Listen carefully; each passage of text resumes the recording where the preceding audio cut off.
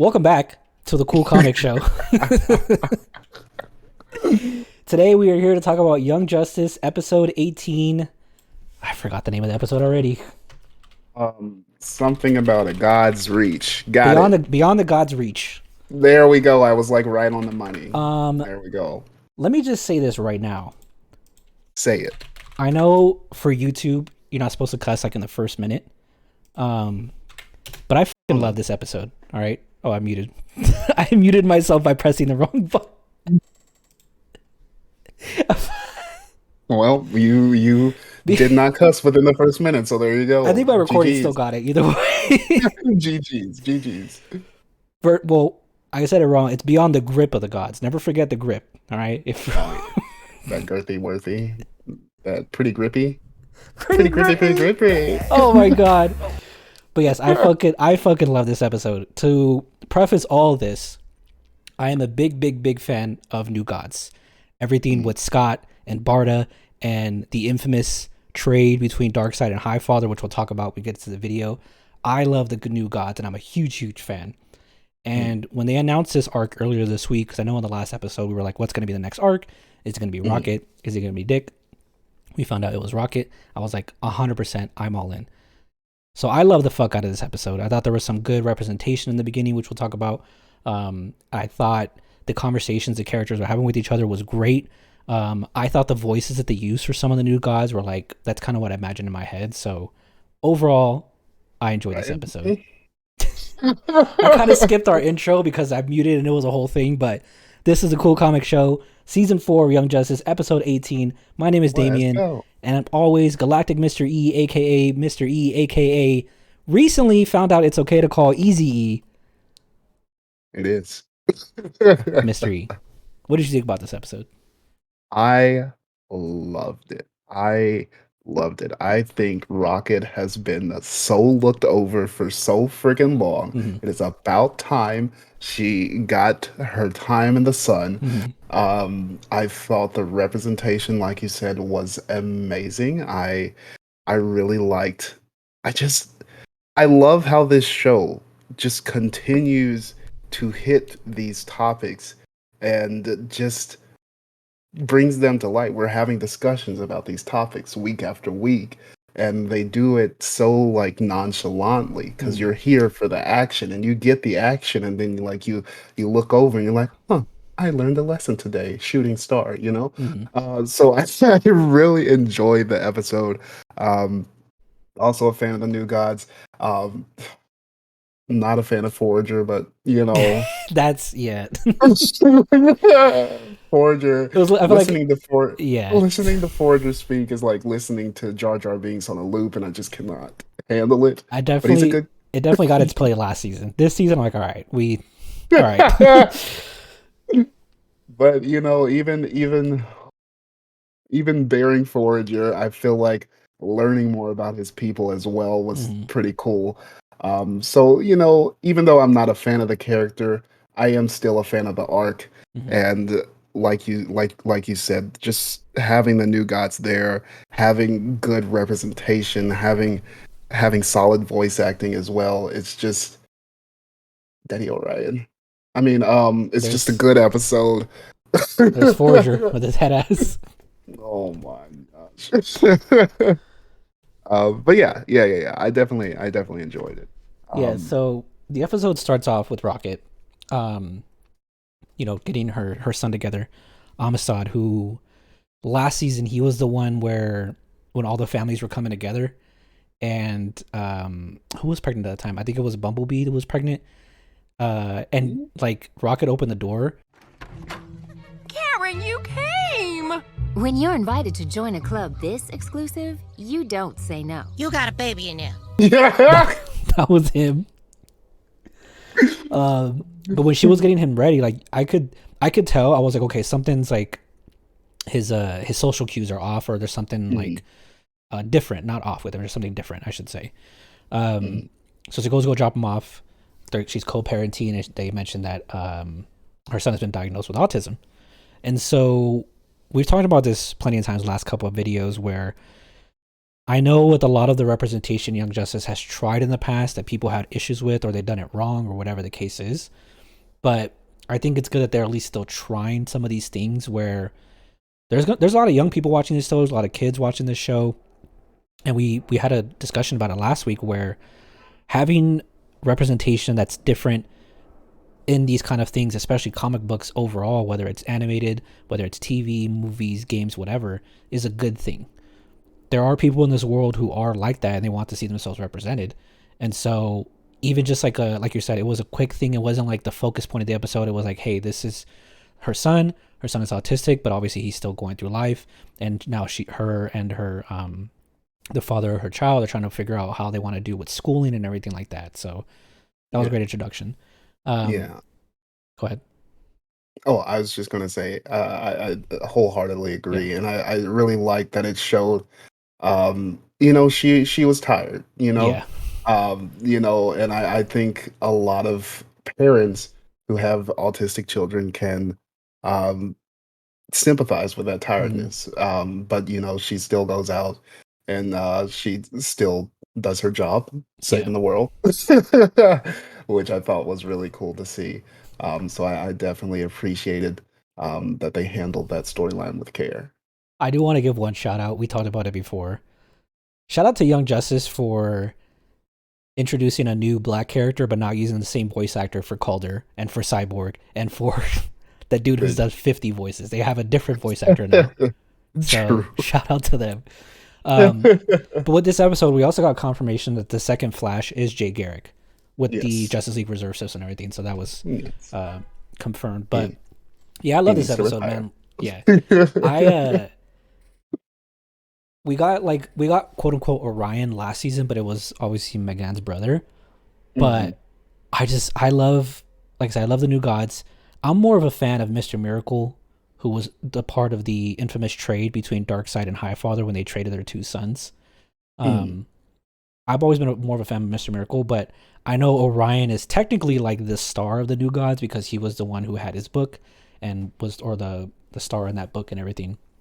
So I thought it was cool to like see actual Orion, hear his voice. I don't think Orion's got a lot of like adaptations before. Like I think he was in the old Justice League animated cartoon, but it was like maybe an episode or two. Yeah.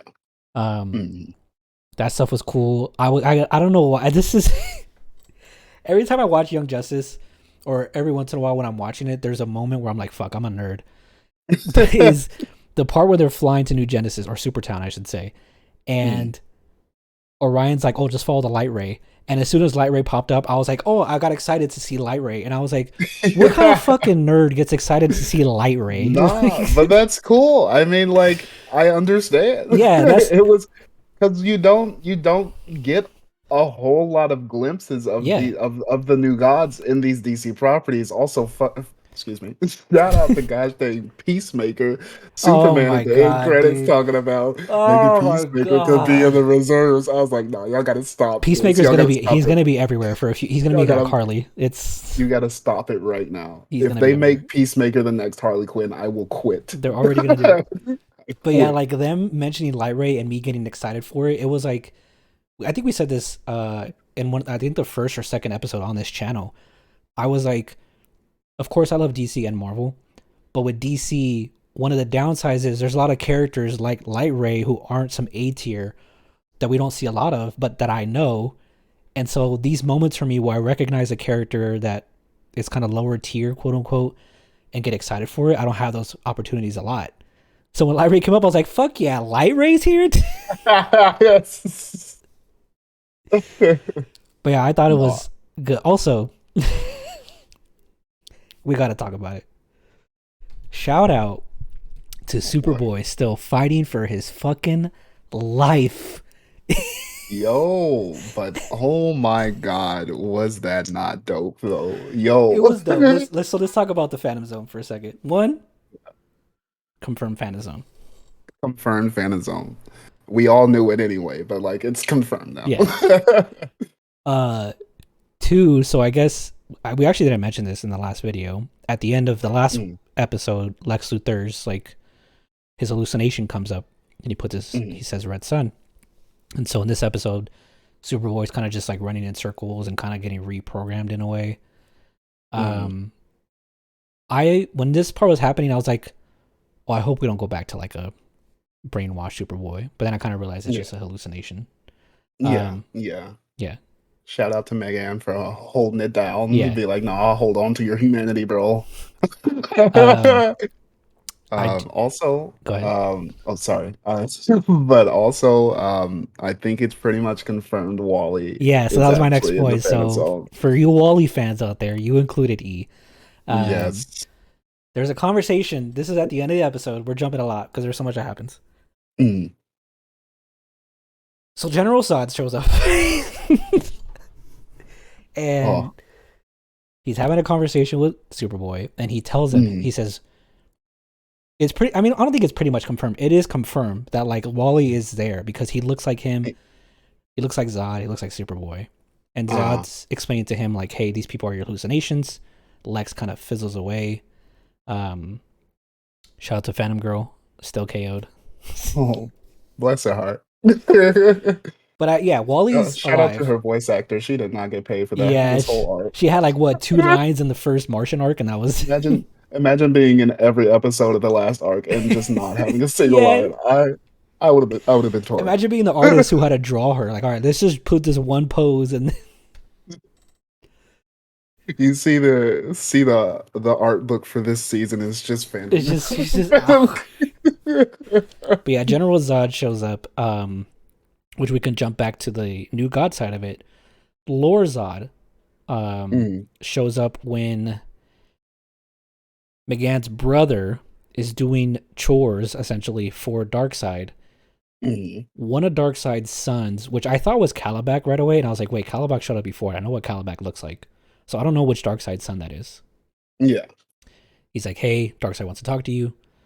McGann's brother goes up there, and they're like, hey, we got one more thing to do. And the person who showed up, I want to say in the first episode, maybe the second episode this season, who was in that yellow ball. Yeah. That was just creeping, and we didn't know who that was. Turns out to be Lore Zod, which I assume is General Zod's son. I don't know anything about Lore. He is a time traveler. Go figure. Yeah. We don't have enough of those. But he is a time traveler. So I am curious though, because in the comics, he is a good guy. He's Superman's like adopted son, basically. Oh, really? He goes by Christian Kent. Also becomes Nightwing in some story. Is he a newer character, like in the last 20 years or something? Or let me look up his run. I mean, of course, I know General Zod, but I had never. Yeah. But Lore him, Zod. So it looks like he came out in 2006. So okay, pretty recent. So still relatively new, even though that was almost 20 years ago now. Oh my god, that was 16 years ago, dude. 16 years was 2006. I'm not gonna say we're old, but that means I started high school 16 years ago. Jeez. But no, because I'm older than you. Yeah. So. But so he's like relatively newer, but his backstory in the comics, at least, which I'm pretty sure they're gonna rewrite him because I'm sure you're not alone in that a lot of people don't know him. I barely remember his stories as it goes, but so if I'm remembering correctly, which we can fact check this afterwards, but just dub over everything I'm saying, and just disclaimer: Mr. E has been wrong about every single thing. But so General Zod and his wife are actually in the Phantom Zone when they conceive. Oh I see it right here. Yeah, they gave birth. They conceive him, and since he, I guess, was born in the Phantom Zone, he could touch physical things. So there was this rocket, poof, out of the Phantom Zone. Superman finds him. Superman's like, "This baby mine." So he this is my child now. Yeah. So he goes by the name of Christopher Kent? Christopher Kent. Yeah, I Yeah. think I said Christian earlier. But yeah, so he goes by Christopher Kent. And like I said, he's a relatively a good guy. Mhm. He's so I don't think we're getting that. I mean, he might be undercover. We got He Calder might. He, undercover season 2. Shout out. true. He might be undercover. Um, we really don't even really know, you know, what all is going on Yeah. with. He's just been in the background, He's literally just been there. Like the rest of these time travelers. He's just hanging out. been in the background, and we don't know what's happening. And we finally get a time traveler in these arcs, and she sleeps, so we still don't really have answers.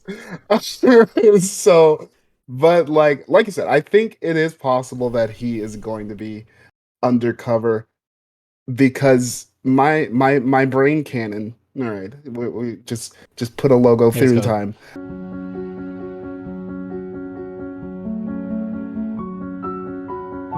My Published brain cannon. writer E's headcanon right here. Here we go. Yes. Headcanon. So what I think is gonna happen is he is working in some capacity with the Legion, trying to get Superboy back Ooh. because they are trying to save him.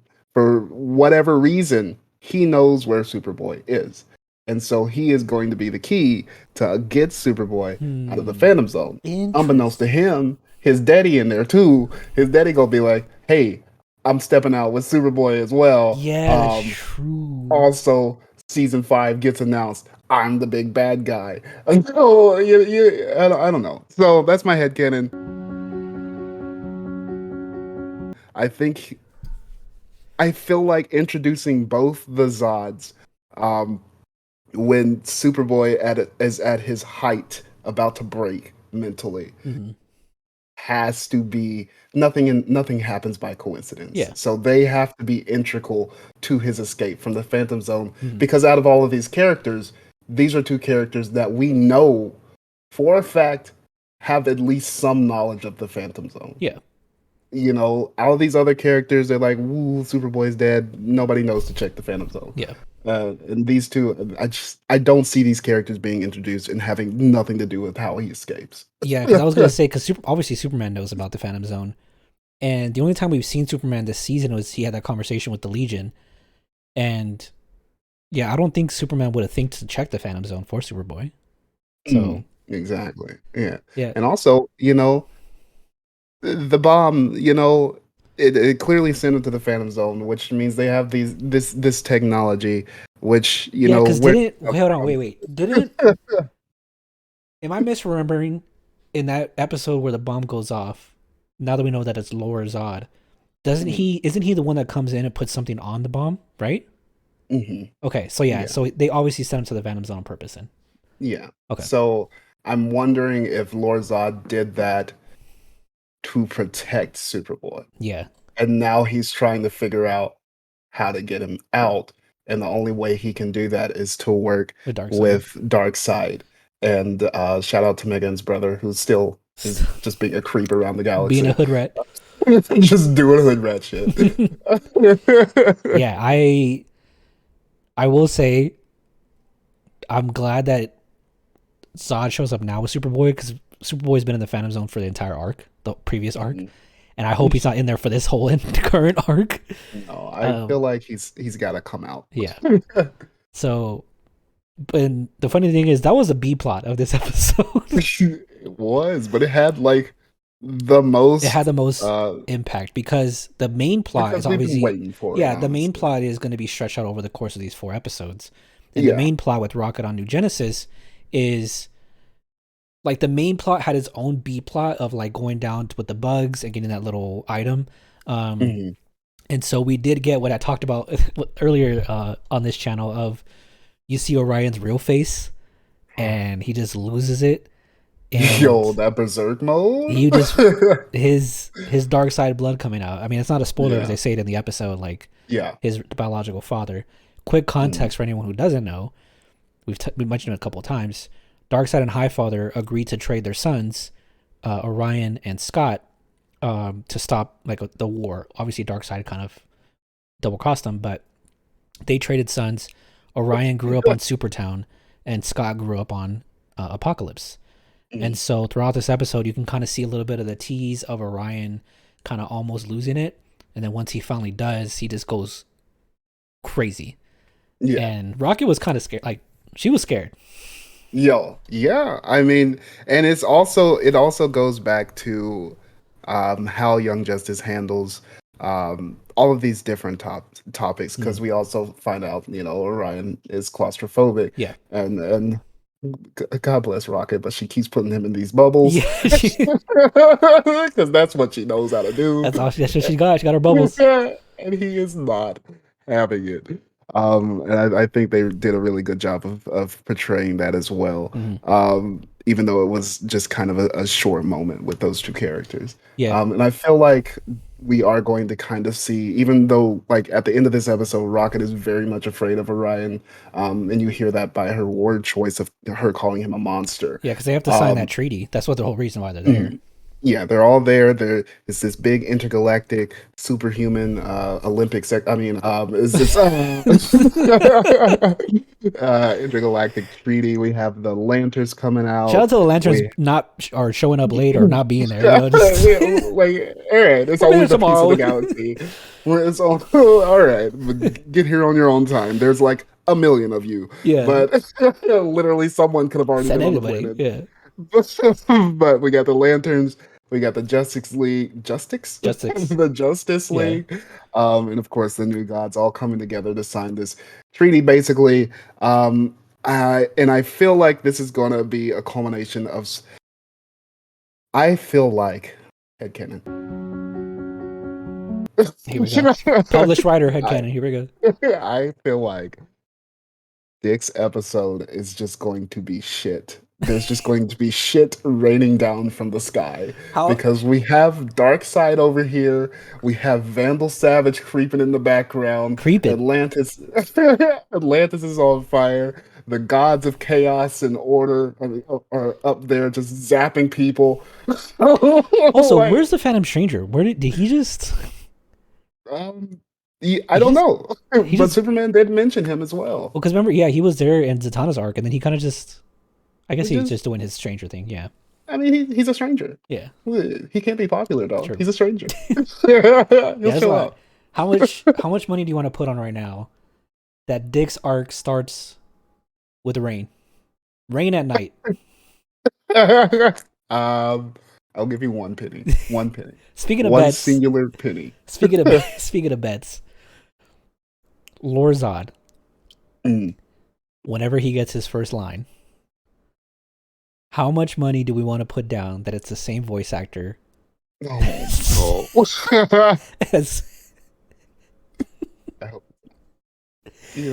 Calder, as Cyborg, as Look, I am Lorzod. Put me in DC. I am a paid voice actor. He is a voice actor. Shout out to the what's the name of the podcast again? The Night Shift. Night Shift podcast. If you guys haven't checked that out already, make sure you guys go check it out. He is a voice actor. Published voice actor. DC, just put me on, dog. Just put me on. Every time I hear him voice a new character, it kills me every single time. It's the funniest. It's a different inflection, but like in the back of your mind, you're like, I know this is you. Even when you put him as Robot Man, I'm like, come on, dog. Even with the auto tune, we know it's you. But yeah, I love like the whole time of this episode. I think out of 100% this season. For the first episode of the arcs, this has been my favorite so far. Like for the first one, I was like, the whole time I was like, I'm on board. This is a lot of fun. Again, even their little side adventure of going down to the Bugs nest to get that, little random piece. I enjoyed all that. I guess if there was one thing, like you said, everything with Forager and now this girl Forager, which they had to let you know she was a girl because they made her in pink or purple, just to make sure you knew this was a girl. She was blue. Was it blue? Oh, wait, was she purple? I think it was like a pink. To me. I think it was like a pink purple. I'll go back to see. But yeah, everything with Forager, the way they talk, it's all right. We get it. Oh, I really wish, like, not to wish harm on a whole people. Like if Darkseid were like to show up, he's just squashes. The forest was just like on fire for some reason. Oh my god! There's children in there. You know, Maybe like New Genesis has an overpopulation problem too. Gotta get rid of. yeah, just like if Thanos were to like come over from Marvel for like Oh my God knows what god. reason and just like specifically snap the bugs, like I'd be okay. Like I wouldn't be heartbroken. You guys heard it here first. Galactic Mr. E hates the bugs. So all you bug advocates out there, watch out.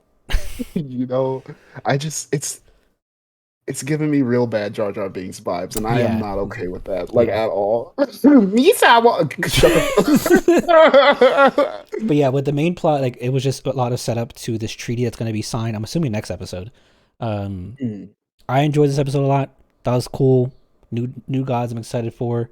I'm curious if we're going to get anything about Mr. Miracle or Barda, because we did spend some time on Apocalypse. Which shout out to the guy who's working that bar. Apparently, he's from Boston with his accent. But yeah, we got the first view of the Apocalypse, like Imagine citizens. they invented this one guy from Boston Yeah, just from to be a Boston. bartender. But yeah, that's where McGann's brothers kind of like running chores for Darkseid. So Mhm. because we got For his Barda, boon. yeah, his boon. We had Barda last season, but at that time she was still kind of on Granny Goodness's side. But then she got saved Yeah. by Superman, so she was kind of reconsidering it. So I am curious if we will get some scot-free Mr. Miracle. Yeah. I got it right here. Came prepared. Probably my Look, favorite I new like god, it. low key. I like it. I like it. Yeah, I don't know if we'll get them in this arc, but I hope that if we don't get them in this arc, that we do revisit the new god. Shout out to season 5, still not being confirmed. Hey, make sure you guys go watch Young Justice so we can get season 5. Do it. Go Watch it. Just put it in the background, overnight. Just do it. Look, we need a season 5. But I do hope we do revisit the new gods.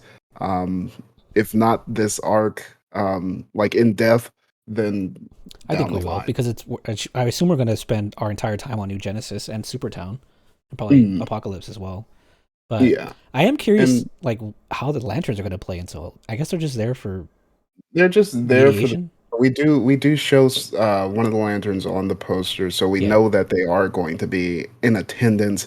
Um, I don't know. Is this where we get Jessica? Maybe.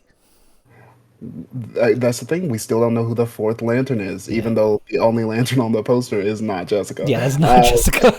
So, well, Because it could either be Jessica, it could be Simon, or maybe Kyle. I know the least about Kyle and Simon in terms of all the Green Lanterns. yeah.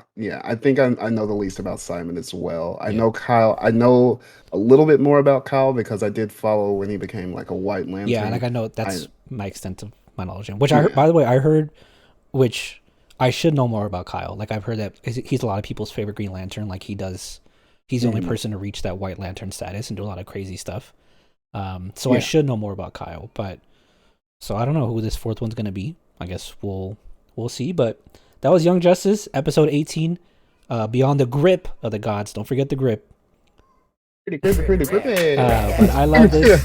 I hope that we stay in this New Genesis, New Gods area, and maybe Forger doesn't show up in the next 3 episodes. We'll see. Hopefully he decides to go into that forest. The spaceship falls. The forest is on.